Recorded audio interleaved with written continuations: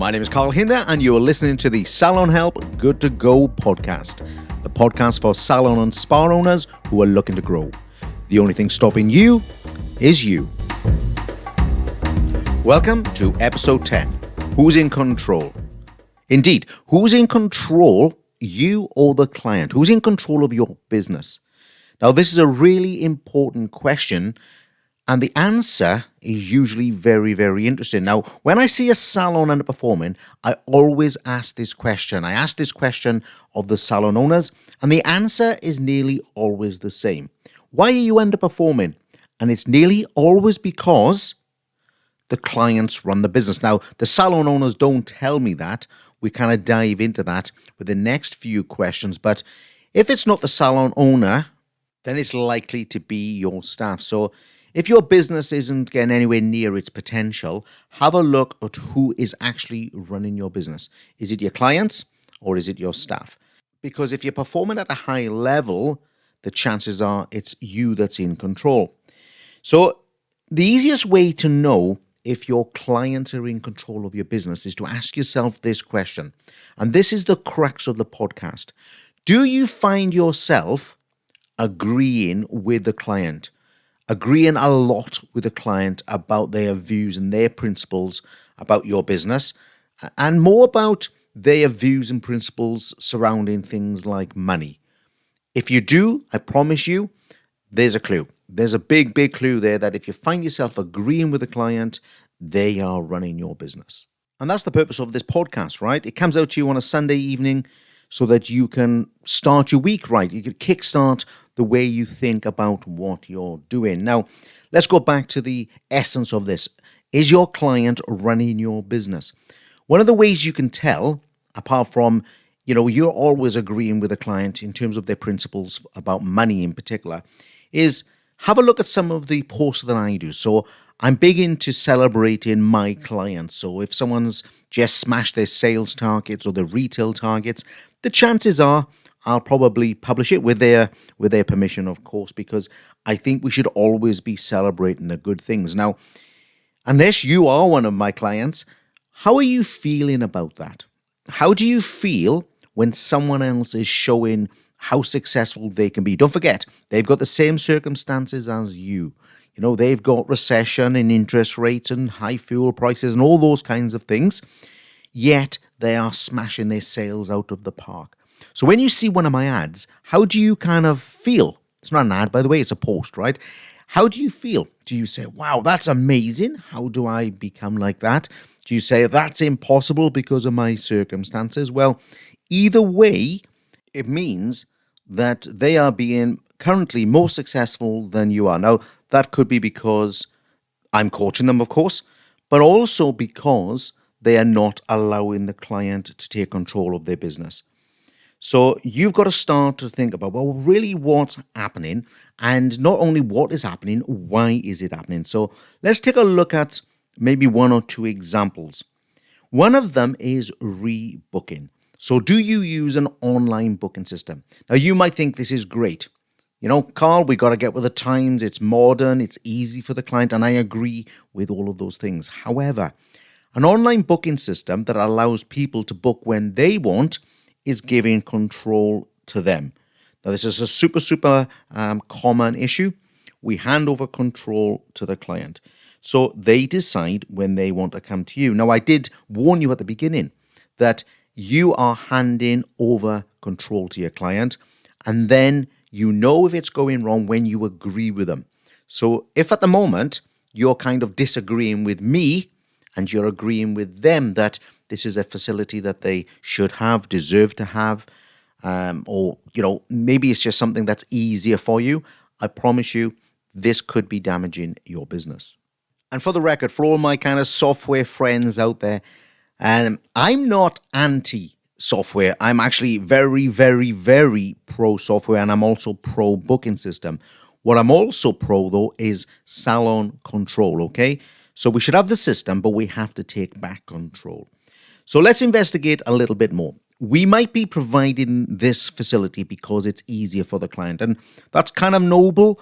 It's kind of justified in a kind of moral kind of way. But in a sales and business-like kind of way, it's damaging your business. At a practical level, we've got to look at the operation. So multiple times a day, you'll find your client stood at the desk with you or maybe with your front of house person. So they get there, they've just had an amazing service, haircut, treatment, and they're going to hand over their money. Now, we all know as professionals that there is an optimum time for when that client should return. Doesn't matter if it's a facial, doesn't matter if it's a haircut. At some point in the future, there's going to be the correct time to return where they are still looking and feeling good. There's an optimum time, and you know that as a professional. You know that their rootage hasn't grown too much or the style hasn't grown out too much. So you know what that professional time is. Now, I'll use me as the example. And if you're in the beauty sector, you're just going to have to get your head around this part. But you'll get it. So let's say it's me and I'm at the desk and I already know, because I've been having haircuts all my life, that I'm a 4-week haircut. And the reality is I need my haircut bang on 4 weeks. Otherwise, in my 5th week, I look pretty rough, right? I look pretty disheveled. You can probably find a few videos out there where I should have had it cut a week or 2 before. And if I go to 6 weeks, then I'm really kind of out of shape. And it can affect, your confidence and that sort of thing. So there's an optimum time. So we're in the 4-week space, and there's plenty of 4-week spaces. It could be a color, it could be a facial, but it doesn't matter for the purpose of this podcast. It could be a 6-week service or a 10-week service. It's about the optimum time. The time that you as a professional know that that client needs to come back. Now, let's get to the point. The client goes home without rebooking. And there are many reasons why they didn't rebook. They're probably telling you things like they haven't got their diary with them, or they haven't got their phone with them. They don't know what shifts they're on, or what their partner's doing, or what's happening at school, or there's a holiday. We've all heard these excuses. Now, the first point is, if you're agreeing with the client, even in your mind, if you're accepting it, this is where your sales are falling off. This is where you're never going to reach your optimum. This is where the other salons are really, really focusing. So you have a client in front of you and you're accepting all of these excuses, okay? Now, the reasons why they are using them are varied, but the reasons you're accepting them are different. You are accepting these reasons because you actually believe what the client is saying. And I can't repeat this enough. Every time you find yourself agreeing with a client on a principle of theirs, maybe it's a principle of cost, maybe it's a principle of time, you cannot reach your optimum. You must stop agreeing with them. Now, I don't mean face-to-face. I don't mean you actually blurt out, I disagree with what you're saying. It's a mindset. You know that by and large, they're not even telling you the truth. They're misleading you, or they're buying themselves some time. Either way, every time you accept this, it damages your business. However, you actually know, because you're a professional, you actually know what the optimum time is for someone returning. So on me, it's 4 weeks.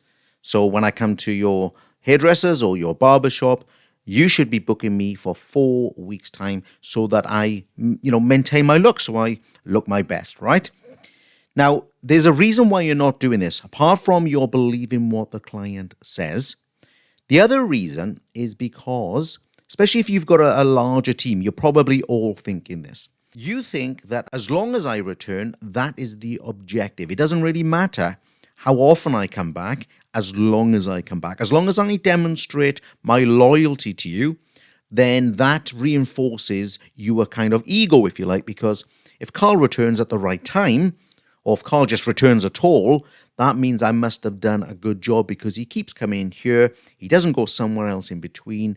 That means that I'm doing a great job. So your ego is fulfilled.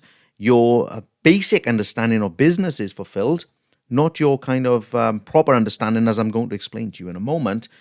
So you've got to start getting off this kind of treadmill of accepting either what the client says and agreeing with it, or allowing your team and yourself to accept that as long as they return, that's better than them not returning.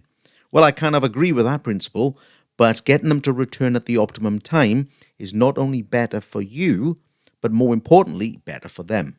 Of course, this booking principle, or this rebooking principle rather, can happen in the salon as well, can't it? So it's not all about the online booking system, although that's what I want to focus on just as an example.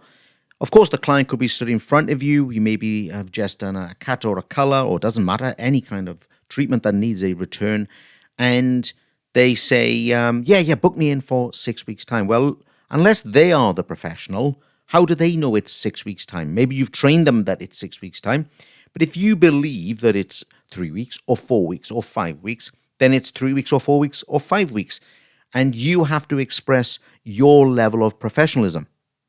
Now, I'm not going to go into too many ways, if you like, of getting them to rebook. Maybe that's for another podcast, or you can follow me on another medium and I'll get you those answers. But the reality is, every time you accept their excuses, because you actually believe what they're saying, you're damaging your business.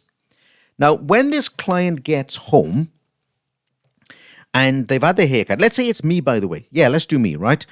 I get home and I'm happy with my haircut. I'm always happy with my haircut. And a few weeks later, I'm thinking, do you know what? I'm looking in the camera and I better get this sorted out.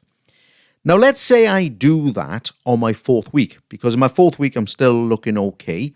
Then I'll jump onto the software system and I'll book it for the 5th week. You know, that's reasonable. That I'm looking for this week. I'm a busy person. Maybe they haven't got space. I'll book it for next week. What's the problem with that? Well, the problem is this. When I go from 4 weeks to 5 weeks, you get to lose 25% of my sales for this year.